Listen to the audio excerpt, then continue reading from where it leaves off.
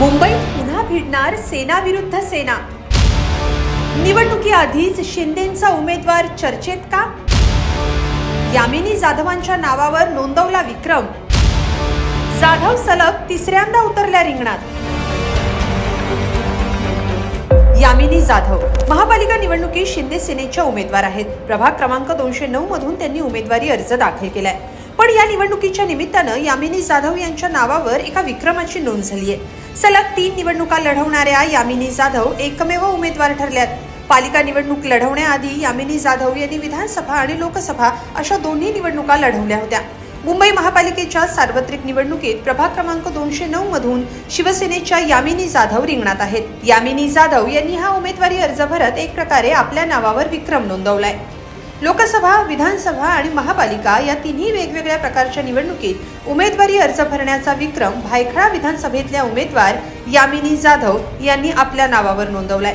आजवर अशा प्रकारचा विक्रम कोणत्याही उमेदवारावर नाहीये। अशा प्रकारे तिन्ही प्रकारच्या निवडणुकांमध्ये उमेदवारी अर्ज भरणाऱ्या यामिनी जाधव या एकमेव ठरल्यात। स्थायी समितीचे अध्यक्ष राहिलेले यशवंत जाधव यांच्या त्या पत्नी आहेत। यामिनी जाधव प्रभाग क्रमांक 209 मधून निवडणूक लढवत आहेत। त्यांच्या या उमेदवारीनं त्यांच्यासह शिंदे सेनेची प्रतिष्ठा पणाला लागली आहे। पाहूया या प्रभागातलं गणित नेमकं काय आहे। यंदाच्या निवडणुकीत मुंबई पालिकेसाठी अटीतटीच्या लढती होत आहेत। यात प्रभाग क्रमांक 209 ची चर्चा आहे, कारण इथं शिंदे सेनेनं उमेदवारी दिलेल्या यामिनी जाधव या आधीच्या 2 निवडणुकांमध्येही शिंदे सेनेच्या उमेदवार होत्या। आता यामिनी जाधव यांच्यासमोर मनसेच्या उमेदवाराचं आव्हान आहे। यंदा राज ठाकरेंची मनसे आणि उद्धव ठाकरेंची शिवसेना यांची युती आहे।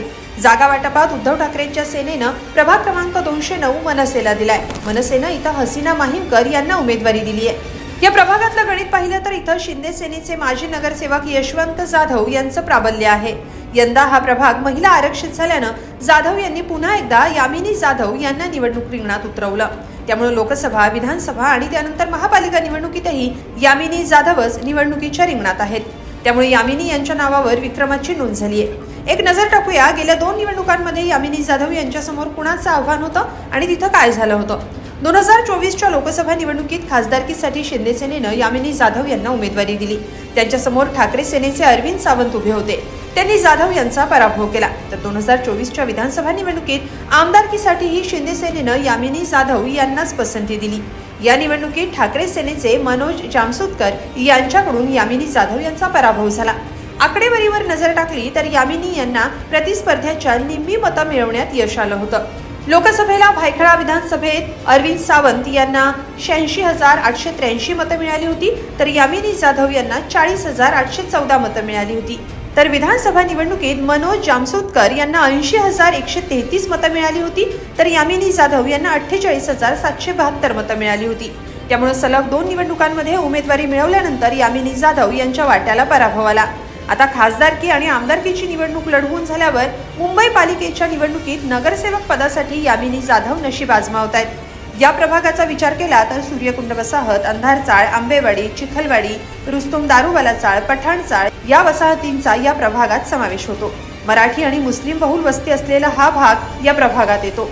यशवंत जाधव यांचं इथं प्राबल्य मानलं जातं। यशवंत जाधव हे सामान्य शिवसैनिक ते महापालिकेच्या स्थायी समितीचे अध्यक्ष झाले।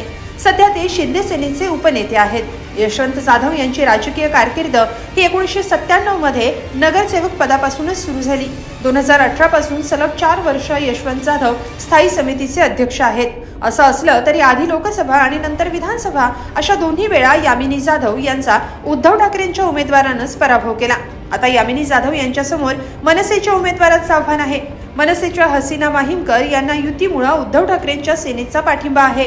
आता यामिनी विरुद्ध हसीना लढतीत कुणाचा विजय होतो हे पाहावं लागेल। निकाल काही लागला तरी सलग 3 निवडणुका लढवण्याचा विक्रम मात्र यामिनी जाधव यांच्या नावावर लागणार आहे। प्रभाग क्रमांक 209च्या या लढतीबाबत तुम्हाला काय वाटतं? कमेंटमध्ये नक्की लिहा आणि लोकमत.com ला सबस्क्राईब करा। धन्यवाद।